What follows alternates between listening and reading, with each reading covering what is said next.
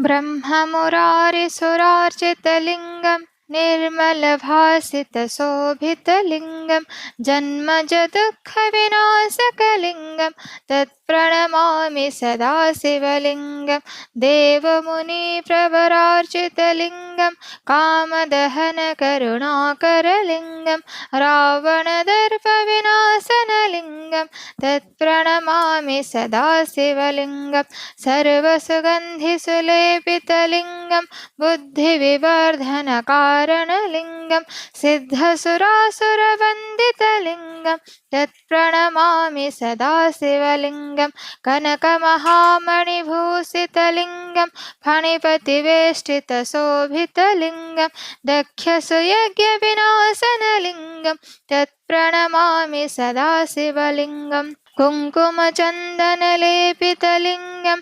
पङ्कजहारसुशोभितलिङ्गं सञ्चितपापविनाशनलिङ्गं तत्प्रणमामि सदा शिवलिङ्गं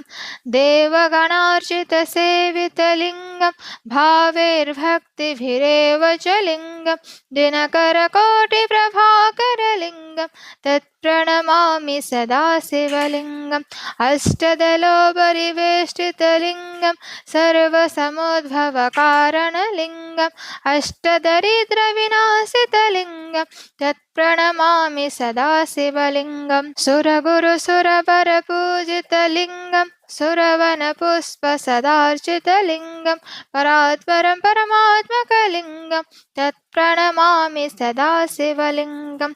लिङ्गाष्टकमिदं पुण्यं यः पठेत् शिवसन्निधौ शिवलोकमवाप्नोति शिवेन सह मोदते।